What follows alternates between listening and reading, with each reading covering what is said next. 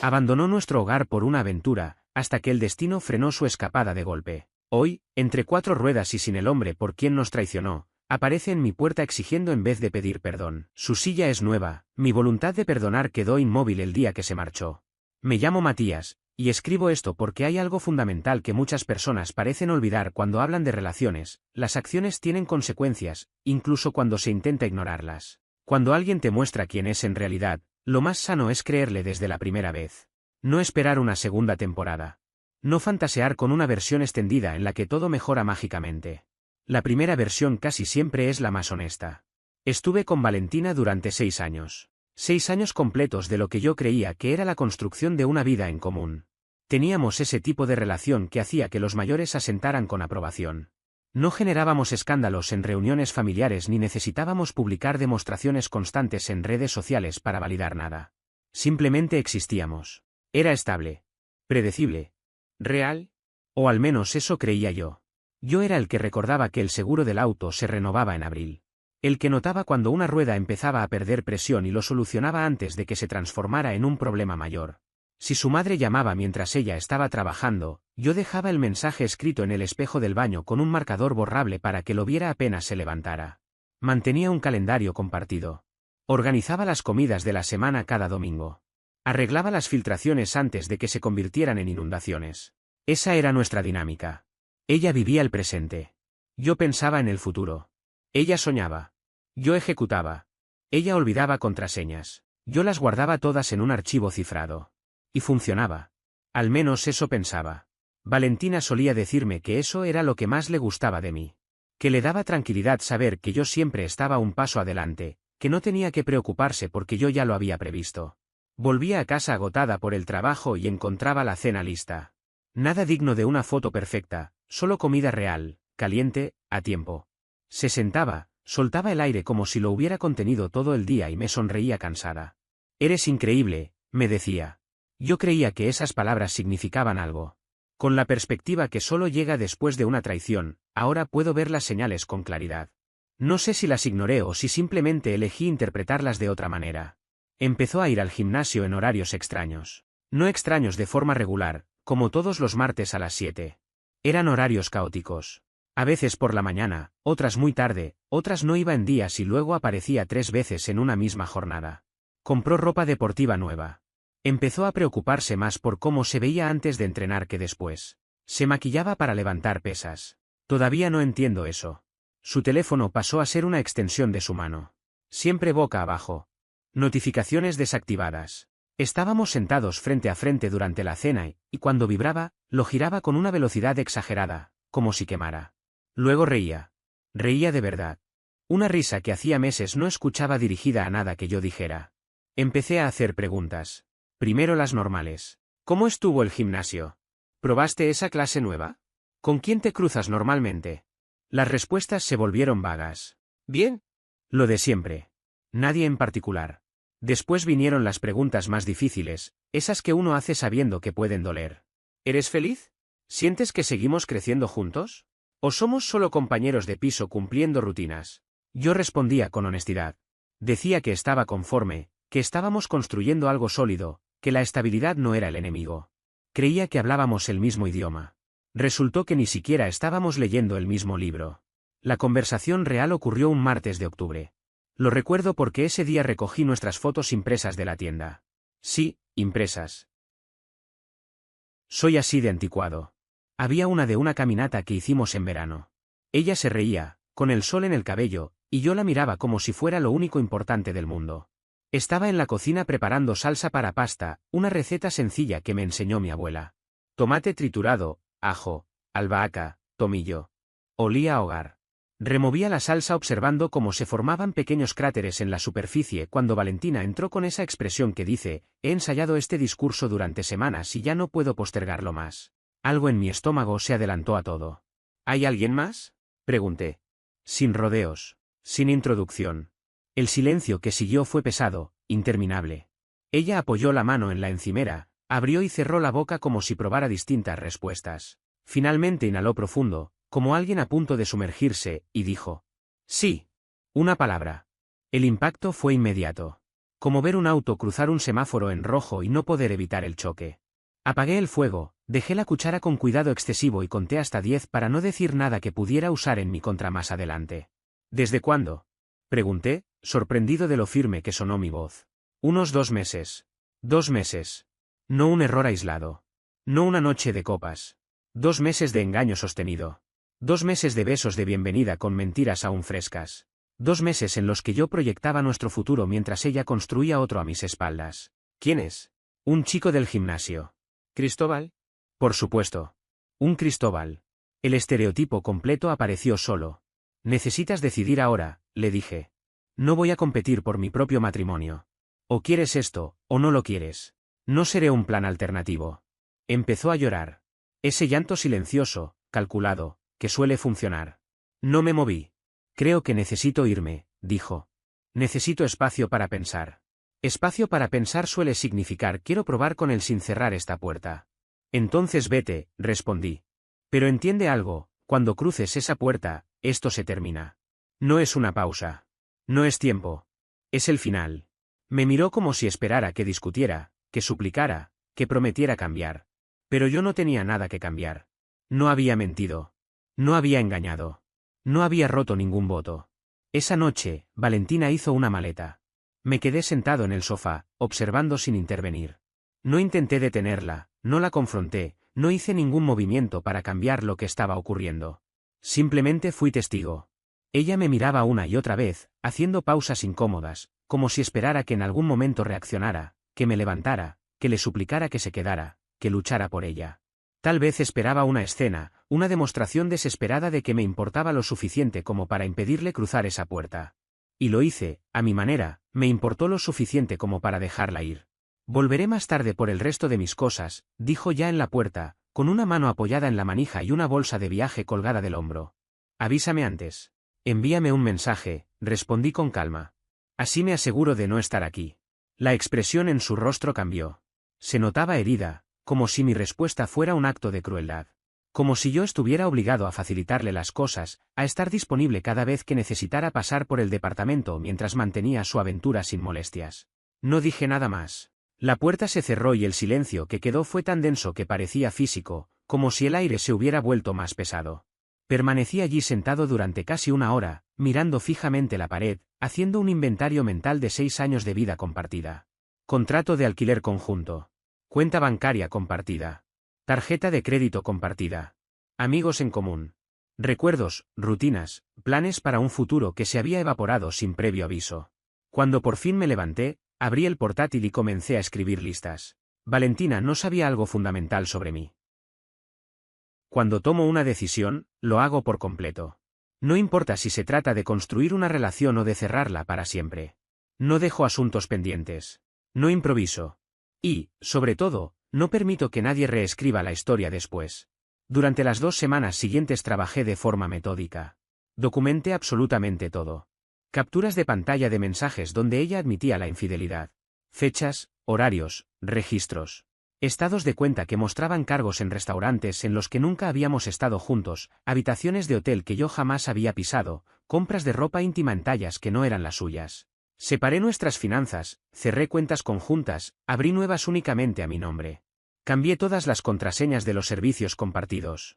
Armé una hoja de cálculo detallada con cada bien en común, respaldada con recibos que indicaban claramente quién había pagado qué. Consulté con una abogada. No para intentar salvar el matrimonio, sino para terminarlo de manera limpia y definitiva. Con pruebas, con documentación, sin espacio para interpretaciones futuras.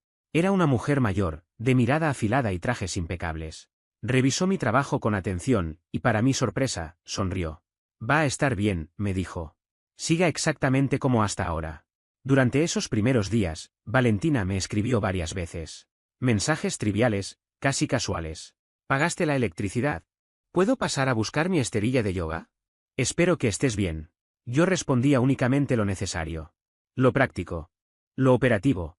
Sí, la cuenta está pagada. Escríbeme antes de venir. Ella quería ambas cosas, irse sin ser abandonada. Libertad sin consecuencias. La emoción de lo nuevo, pero conservando la seguridad de lo antiguo. Eso no funciona así. El accidente ocurrió unas 8 semanas después de que se mudara. Me enteré por Felipe, un amigo en común que aún creía posible una reconciliación. Me escribió un jueves a las 11:47 de la noche.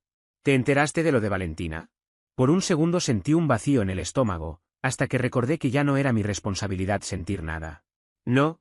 ¿Qué pasó? Accidente de auto. Grave. Cristóbal manejaba. Él no sobrevivió. Valentina está hospitalizada. Pensé que debía saberlo. Leí el mensaje varias veces. Cristóbal estaba muerto. Valentina herida. Y yo no sentí absolutamente nada. Ni alivio, ni tristeza, ni satisfacción. Solo un espacio en blanco donde debería haber una reacción. No fui al hospital. Su madre me llamó a las 2 de la madrugada, llorando de forma tan descontrolada que apenas podía entenderla. Valentina preguntaba por mí. Me necesitaba. Legalmente aún era su esposo. Me pidió que fuera, que por favor la acompañara. Lamento el accidente, respondí, pero ya no soy su esposo en ningún sentido que importe. Ella te necesita, insistió. Está en silla de ruedas. No puede caminar. Va a necesitar ayuda. Tiene familia. Tiene amigos. Ya no me tiene a mí. Me llamó insensible, cruel. Dijo que algún día me arrepentiría. Tal vez. Pero lo dudaba. Corté la llamada, apagué el teléfono y me acosté. Pasé horas mirando el techo, sin dormir, pero no devolví la llamada. La información fue llegando en fragmentos durante las semanas siguientes. A través de Felipe, de conocidos, de publicaciones en redes sociales que aún no había bloqueado porque seguía documentando todo. Pruebas, fechas, evidencias de que había reconstruido su vida sin mí, hasta que esa vida se rompió. Cristóbal murió en el impacto. El motor aplastó el lado del conductor cuando chocaron contra el separador central a alta velocidad. Llovía. El asfalto estaba resbaladizo. Algunos dijeron que perdió el control. Su madre afirmó después que estaba distraído con el teléfono, leyendo un mensaje. Muchos insinuaron que era de Valentina. Ella sufrió lesiones en la columna. Fracturas en las vértebras L1 y L2, daño nervioso difícil de evaluar de inmediato. Los médicos hablaron con cuidado. Porcentajes. Posibilidades. Con meses de rehabilitación intensiva, quizás podría volver a caminar. O quizás no. Su vida quedaría dividida en un antes y un después. Pasó 2 semanas hospitalizada y luego fue trasladada a un centro de rehabilitación. Uno de esos lugares que huelen a desinfectante y promesas incompletas. Aprendió a trasladarse de la cama a la silla, a atravesar puertas, a aceptar ayuda de desconocidos, porque el orgullo es un lujo que no siempre se puede permitir. Luego se mudó con su madre. El departamento de Cristóbal estaba en un 3er piso sin ascensor. Toda la aventura que él le había prometido incluía escaleras que ahora no podía subir. Yo nunca llamé. No fui a verla. No envié flores ni mensajes. En el supermercado, algunas conocidas de su madre me lanzaban comentarios cargados de reproche sobre compasión, deber cristiano y el significado del matrimonio. Yo les recordaba que Valentina había abandonado esa relación primero. Que no se pueden reclamar votos que ya se han roto. Que mi compasión no incluía convertirme en el soporte emocional de mi exesposa. Se alejaban murmurando.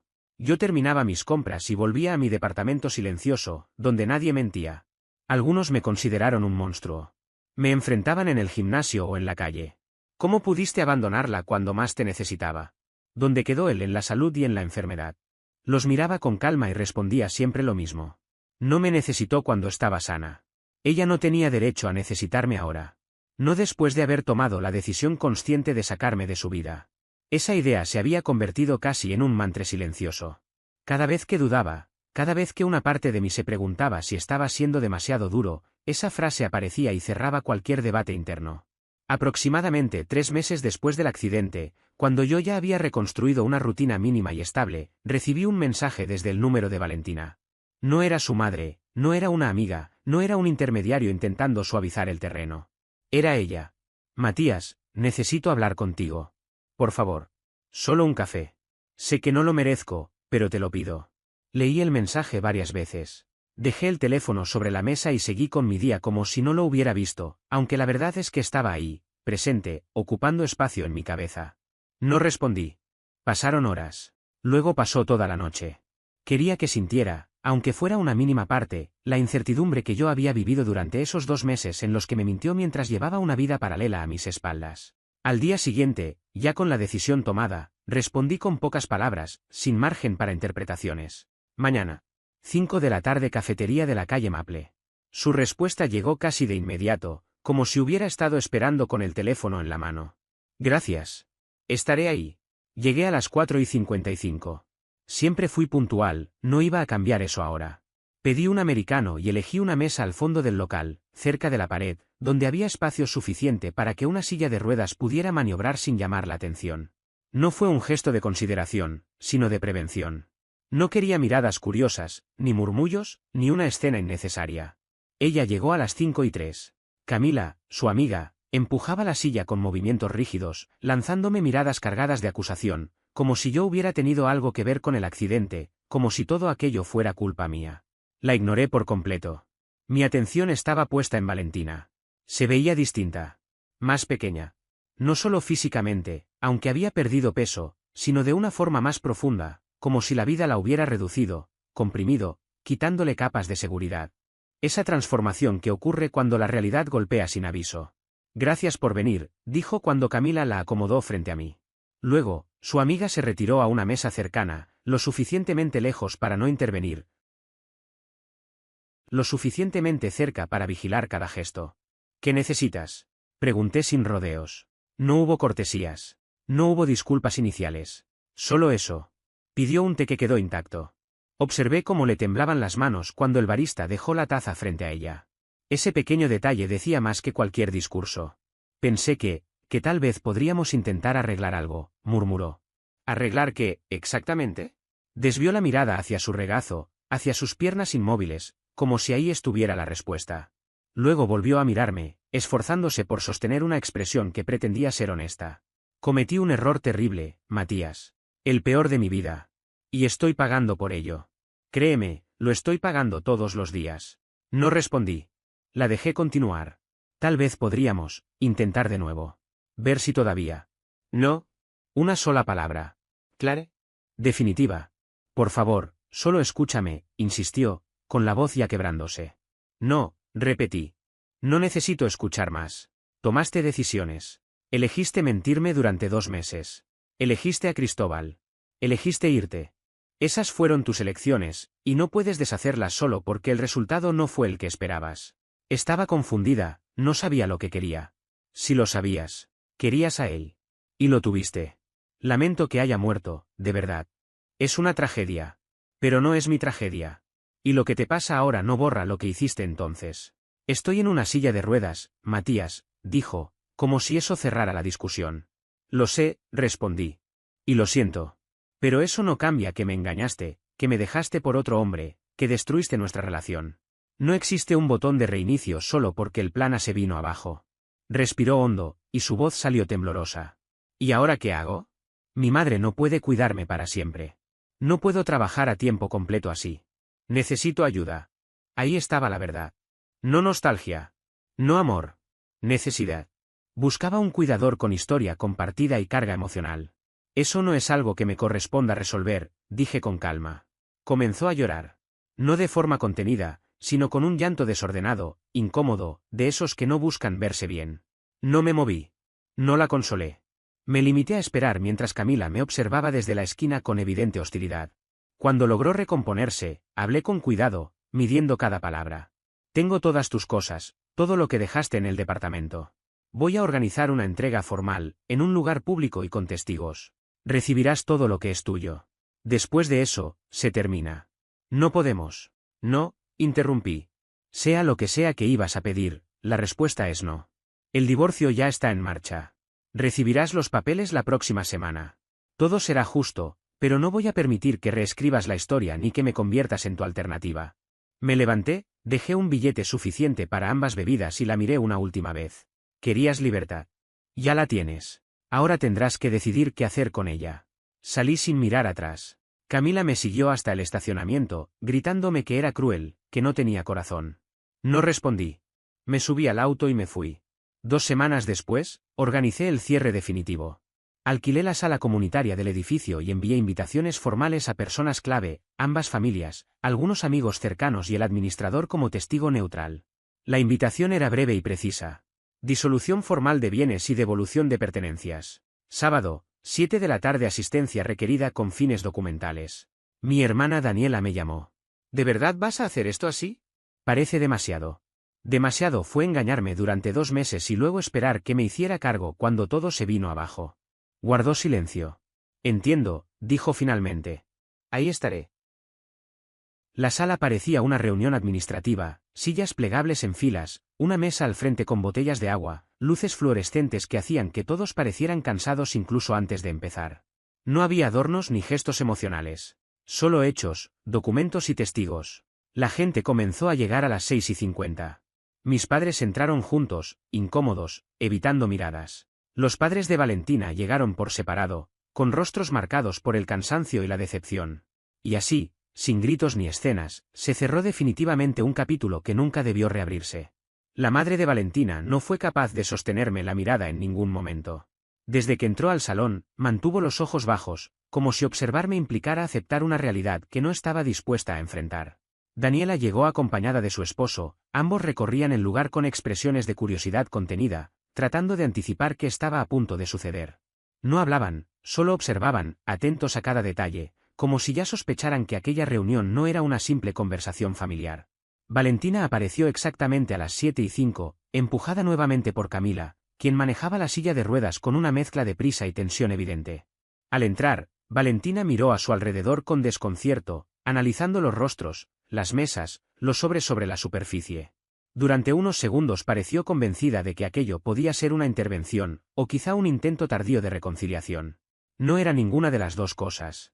A las 7:10 en punto, me puse de pie. No había micrófono, no hacía falta. El espacio era reducido y el silencio ya se había apoderado de todos. Nadie hablaba. Nadie se movía. Gracias por venir, dije con voz firme. Sé que esto no es habitual, pero los he reunido aquí por un motivo muy concreto. Respiré hondo antes de continuar. Valentina y yo nos estamos divorciando. No es una posibilidad ni un tema a debatir. Es un proceso que ya está en marcha. Algunos intercambiaron miradas incómodas. Nadie interrumpió. Lo que estamos haciendo hoy es cerrar este capítulo de forma correcta, con documentos, con testigos y con total claridad, para evitar confusiones en el futuro. Me incliné y saqué una bolsa grande que había dejado bajo la mesa. Uno a uno, comencé a retirar los objetos y a colocarlos cuidadosamente frente a todos. Aquí están todas las pertenencias de Valentina que permanecían en nuestro apartamento. He elaborado un inventario completo. Cada artículo está listado, fotografiado y descrito. Coloqué un archivador grueso sobre la mesa. Ropa, libros, joyas, fotografías, objetos personales. Todo está aquí.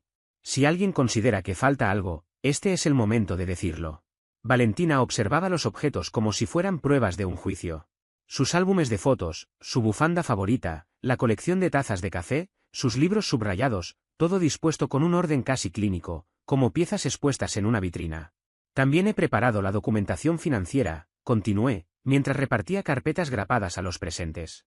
Aquí se detallan todos los bienes compartidos, cómo fueron adquiridos, quién aportó qué y cómo se realizará la división. Cada cifra está respaldada con recibos y extractos bancarios. El padre de Valentina comenzó a leer. Página tras página, su rostro se tornaba cada vez más rojo. Hay una sección específica a la que quiero que presten atención, añadí. Está titulada Gastos atribuibles. Leí en voz alta.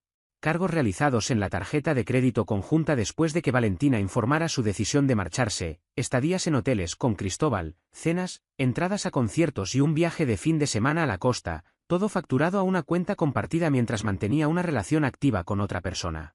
El silencio se volvió pesado. No menciono esto para humillar a nadie, aclaré, sino para dejar constancia. Estos gastos no tuvieron relación alguna con nuestro matrimonio ni con el hogar. Fueron consumos personales derivados de su decisión. El total asciende a $3.200. Levanté la mirada. Durante el proceso de divorcio, solicitaré que Valentina asuma la responsabilidad de ese monto. Es justo. Está documentado. Y es definitivo. La madre de Valentina se levantó bruscamente. ¿Cómo te atreves? Mamá, siéntate, dijo Valentina en voz baja.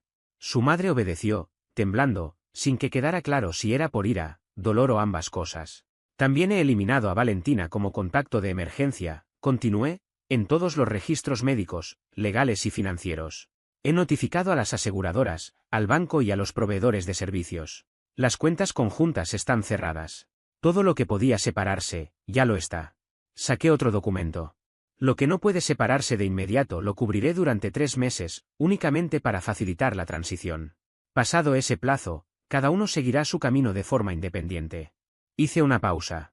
Ahora viene la parte más difícil, admití, pero es necesaria. Desbloqueé el teléfono. Voy a leer algunos mensajes. No para ser cruel, sino para que todos entiendan por qué no hay marcha atrás. Leí. Mensaje de Valentina, 14 de mayo, necesito decirte algo. Hay otra persona. Lo siento. Mensaje de Valentina, 15 de mayo, esta noche me quedo en casa de Cristóbal. Necesito espacio. Correo electrónico, 20 de mayo, me mudo con Cristóbal. Iré a buscar mis cosas cuando no estés. Las lágrimas corrían por el rostro de su madre. Su padre parecía haber envejecido una década en cuestión de minutos. No leo esto para avergonzarte, Valentina, dije. Lo hago para dejar claro que yo no te abandoné. Fuiste tú quien se fue. Elegiste a otra persona. Tú pusiste fin a este matrimonio. Guardé el teléfono y la miré directamente. El accidente, las lesiones, nada de eso cambia la decisión que tomaste. Te deseo una buena vida. No te guardo rencor. Pero no puedo formar parte de ella. Eso lo decidiste tú. Me senté. El único sonido era el zumbido constante de las luces fluorescentes y el estómago de alguien protestando en la sala. Entonces se levantó la administradora del edificio, la señora Fuentes. En 30 años gestionando este lugar, dijo, pocas veces he visto una disolución patrimonial tan clara y profesional. Todo está documentado. Todo es justo. Firmaré como testigo. La gente comenzó a retirarse lentamente, con pasos torpes, como quien ha presenciado algo incómodo pero necesario. Mis padres me abrazaron al salir. Mi padre susurró. Hiciste lo correcto. Daniela se quedó un poco más. Esperó a que casi todos se marcharan. Pensaste en cada detalle, me dijo. Siempre lo hago, respondí. Tú lo sabes. Miré de reojo. Valentina seguía sentada. Camila a su lado. Ambas parecían en shock, inmóviles, como si el peso de las decisiones finalmente hubiera alcanzado el lugar del que siempre intentaron huir. Me acerqué despacio, con movimientos medidos, y me arrodillé frente a ella hasta quedar exactamente a su altura. No quería hablarle desde arriba, ni desde la distancia, ni desde la prisa. Quería que entendiera que no estaba allí para discutir ni para negociar, sino para cerrar una etapa de una vez por todas. Tienes 3 meses de servicios cubiertos, le expliqué con voz firme, sin elevar el tono. Durante ese tiempo no tendrás que preocuparte por nada básico. Después de eso, cada cuenta será tu responsabilidad. Los papeles del divorcio se van a entregar la próxima semana. Fírmalos. No intentes impugnarlos. No hay nada que discutir ni nada que ganar peleando esto. La miré esperar una reacción que no llegó. Todo ya está decidido, continué. No hoy, no ahora. Desde hace tiempo. Tragó saliva. Sus manos se cerraron sobre los apoyabrazos de la silla. Dije después de una pausa, te lo digo con honestidad. De verdad espero que encuentres felicidad en algún punto. Que tu vida se acomode, que encuentres estabilidad. Pero no va a ser conmigo. Eso lo perdiste cuando decidiste irte. La silla de ruedas no cambia lo que hiciste. El accidente no cambia las decisiones que tomaste. Nada de esto borra el pasado. Me puse de pie y empecé a guardar los documentos con calma, uno por uno, como si cada hoja fuera una confirmación final. Antes de cerrar la carpeta, añadí una última cosa, sin necesidad de mirarla. No vuelvas a contactarme. Ni mensajes, ni llamadas, ni correos. Nada. Si surge algo estrictamente legal, que lo manejen los abogados. Fuera de eso, no hay motivo para volver a hablar. Esto es el cierre. Aquí termina todo. Salí de la sala comunitaria sin mirar atrás. Subí las escaleras hasta mi apartamento, abrí la puerta, dejé las llaves en el mismo lugar de siempre y me puse a preparar algo sencillo para cenar. Comí sin prisa. Encendí el televisor sin prestar demasiada atención al programa. Me fui a la cama a la hora habitual. Vida normal. Sin discusiones pendientes. Sin culpa acumulada. Sin drama. Solo vida, en su forma más simple. El proceso de divorcio fue sorprendentemente limpio. Mi abogada tenía todo documentado, fechas, correos, movimientos bancarios, pruebas claras. El abogado de Valentina intentó solicitar una pensión alegando su discapacidad. Mi abogada respondió presentando las pruebas de la infidelidad, perfectamente organizadas. El juez ni siquiera dudó. Divorcio concedido por causa atribuible. Bienes divididos según lo establecido. No hubo pensión. Las deudas quedaron asignadas a quien correspondía, con opciones de pago claramente definidas. Caso cerrado. El golpe del mazo resonó en la sala.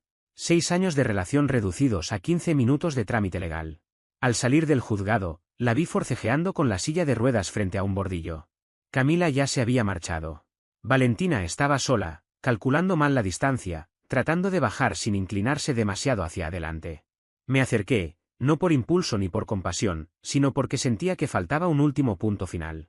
¿Necesitas ayuda?, pregunté. Puedo manejarlo, respondió, con la voz rígida, mezcla de orgullo y terquedad. Bien, dije. Porque esta es la última vez que voy a estar cerca de ti. El divorcio es definitivo. Las deudas están asignadas. Todo quedó cerrado. Sigue con tu vida. Hazlo lejos de la mía. Lo siento, murmuró, casi para sí misma. Lo sé, respondí. Pero decir lo siento no arregla nada. Solo sirve para que quien rompió algo se sienta un poco mejor consigo mismo. Me di la vuelta, caminé hasta el coche, conduje a casa, y por primera vez en mucho tiempo, no llevé esa conversación conmigo. No como antes. No como una herida abierta. Pasaron semanas. Luego meses. La vida siguió como suele hacerlo cuando finalmente dejas de esperar que algo cambie. En el trabajo me ascendieron. Mi jefe, que conocía parte de mi historia porque en una empresa pequeña todo se sabe, me llamó aparte después del anuncio. Has estado más enfocado que nunca, me dijo. Más constante, más claro. Sea lo que sea que estés haciendo, sigue así. Lo que estaba haciendo era simple, vivir sin tener que gestionar el caos de otra persona.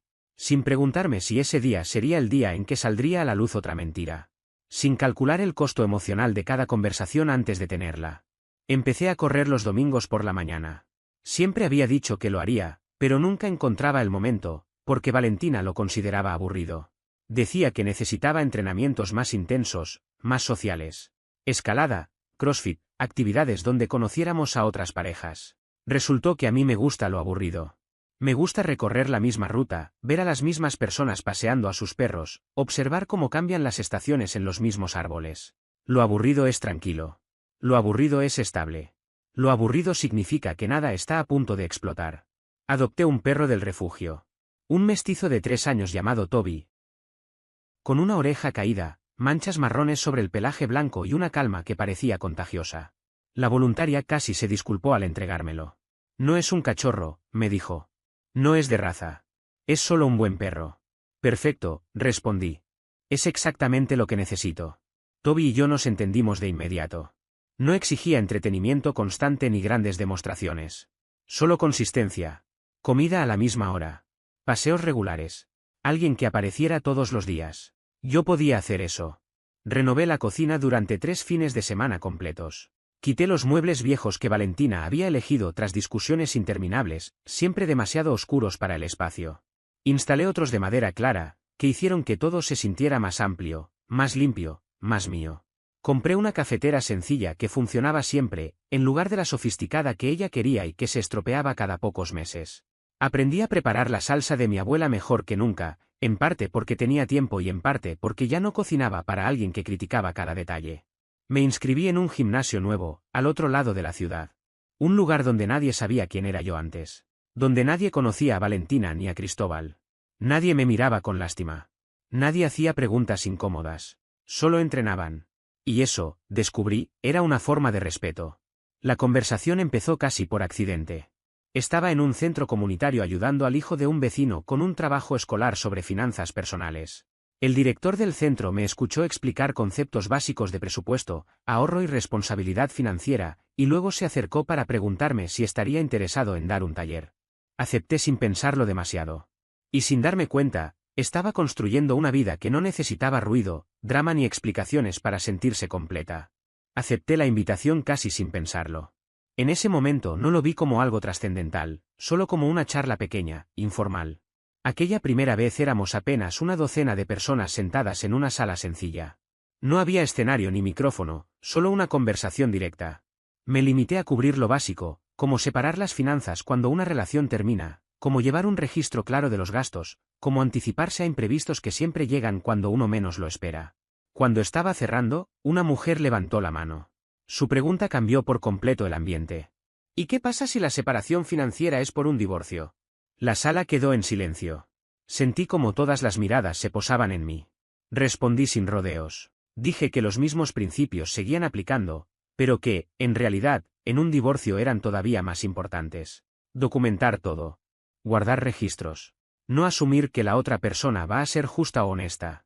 Protegerse primero. Al terminar, 3 personas se me acercaron. Cada una tenía su propia historia de divorcio, conflictos interminables, procesos costosos, acuerdos verbales que jamás se cumplieron. Todos coincidían en lo mismo, no habían documentado nada y ahora estaban pagando el precio. Sin darme cuenta, empecé a recibir más invitaciones. Primero una charla al mes. Luego 2. Los temas fueron creciendo y adaptándose a lo que la gente preguntaba: educación financiera, establecimiento de límites, cómo cerrar una relación de forma correcta y definitiva. En una de esas sesiones alguien fue directo al punto. ¿Y si la otra persona intenta volver? ¿Y si dice que se equivocó? Pensé automáticamente en Valentina. En aquella reunión en la cafetería, en su voz diciendo que me necesitaba. Respondí con calma: a las personas se les da cierre, no una segunda oportunidad automática. El cierre significa ser claro, devolver pertenencias, cortar lazos financieros, explicar la decisión una sola vez y sostenerla. No se trata de castigar a nadie, sino de protegerse de alguien que ya demostró que, cuando aparece algo que le parece mejor, elige otra cosa. Otra pregunta no tardó en aparecer. ¿Y si está en crisis? ¿Y si realmente necesita ayuda? Expliqué que se puede ayudar sin convertirse en la ayuda. Hay una diferencia enorme entre ser amable y estar disponible. Se puede orientar a alguien hacia terapia, grupos de apoyo, servicios de discapacidad, familia o recursos comunitarios, sin convertirse en su sostén emocional después de que destruyó la confianza. Con el tiempo, las charlas se hicieron conocidas por su enfoque directo.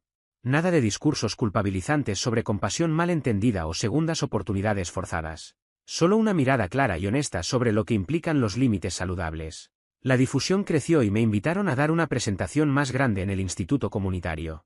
Asistieron 75 personas. Preparé diapositivas, estudios de caso con datos modificados, y un bloque completo dedicado a estrategias de documentación, como fotografiar pertenencias antes de devolverlas, cómo realizar intercambios de bienes con testigos, cómo cerrar cuentas compartidas sin dejar cabos sueltos. Fue en ese periodo cuando conocí a Inés. Estaba en una cafetería, escribiendo con una intensidad casi furiosa en su portátil, rodeada de cuadernos llenos de anotaciones que parecían un idioma propio. Yo esperaba mi café cuando nuestros pedidos se confundieron. Ella tomó mi americano y yo terminé con su latte de avena. Este no es mío, dijimos al mismo tiempo. Se rió. Yo también. Intercambiamos las tazas. Tú eres el del americano, dijo. Y tú la de los pedidos complicados. La leche de avena no es tan complicada. 3 modificaciones lo convierten en algo serio. Terminamos compartiendo mesa. Resultó que era periodista y trabajaba en una serie sobre desarrollo urbano. Me mostró sus notas como si yo pudiera entenderlas. Yo le enseñé una hoja de cálculo sobre la remodelación de mi cocina, como si fuera fascinante. «Te gusta mucho documentar», observó. «Me gusta saber dónde estoy parado». No preguntó más. No insistió. Lo agradecí. Empezamos a encontrarnos en esa cafetería de manera intencional. Luego vino una cena, después una película, luego otra cena. En la tercera cita le hablé de Valentina. Siempre he creído en la honestidad desde el inicio. Le conté que me había sido infiel, que se fue con otra persona, que él murió en un accidente y que ella quedó en silla de ruedas, que intentó volver y que yo dije que no. Inés procesó la información en silencio mientras comía. Finalmente dejó el tenedor. ¿La amabas? Sí. ¿La amas ahora? No. Bien. Porque yo no hago relaciones complicadas. Yo tampoco. Ya no. Han pasado 8 meses desde entonces. Estamos bien. No de forma intensa ni dramática. De esa manera estable, predecible y tranquila que aprendí a valorar. Ella tiene su apartamento. Yo el mío. Nos vemos 3 o 4 veces por semana. Hablamos todos los días. Planeamos cosas y las cumplimos. Es suficiente. Valentina intentó contactarme algunas veces más. Mensajes que no leí. Correos que borré sin abrir. Una carta escrita a mano que tiré sin leer. No fue crueldad. Fue coherencia. Ella ya no tenía lugar en mi vida. En ningún sentido. Esa puerta estaba cerrada, asegurada, y la llave destruida. A veces la gente aún pregunta. Generalmente quienes no conocen toda la historia. Escuchan mujer en silla de ruedas y esposo que se divorcia y completan los espacios a su manera. Cuando surge, aclaro los hechos con firmeza y educación. Ella me dejó por otro hombre, se mudó con él murió en un accidente que también la dejó herida, y luego intentó regresar. Yo no abandoné a nadie. Simplemente me negué a ser un plan de respaldo. Algunos se quedan en silencio.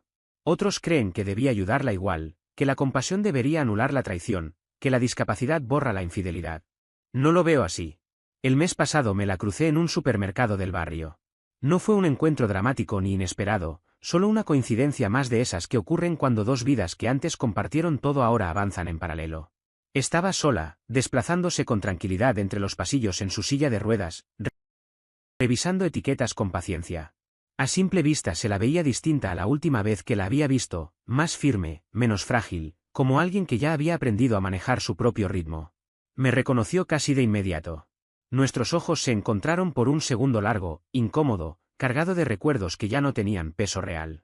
Pensé que quizá intentaría acercarse, decir algo, romper ese silencio que había durado tanto tiempo. No ocurrió. Solo inclinó levemente la cabeza, un gesto breve, contenido.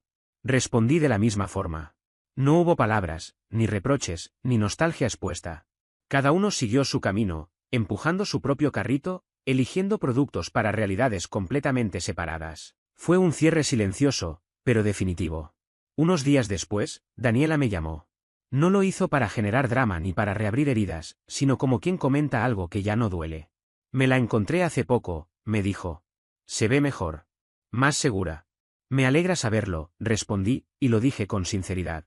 Está trabajando desde casa. Algo administrativo. Poco a poco. Eso es bueno. Es un comienzo. Hubo una pausa breve. Luego añadió. Dijo que entiende tu decisión. Que ya no guarda rencor. No sentí alivio ni necesidad de validación. Nunca la busqué. Siempre supe que había actuado con coherencia. Si ella había llegado a esa conclusión por su cuenta, era parte de su propio camino, no del mío. La conversación siguió por otros temas. Hablamos de cosas simples, proyectos pendientes, cambios cotidianos, planes a corto plazo. Nada extraordinario. Vida normal. Cuando colgué, me di cuenta de algo importante. No sentí la necesidad de revisar mensajes antiguos, ni de replantear decisiones, ni de preguntarme qué hubiera pasado si. El pasado ya no tenía poder sobre el presente. Cada quien estaba donde debía estar, enfrentando las consecuencias de sus propias elecciones. Y eso, entendí finalmente, también es una forma de paz.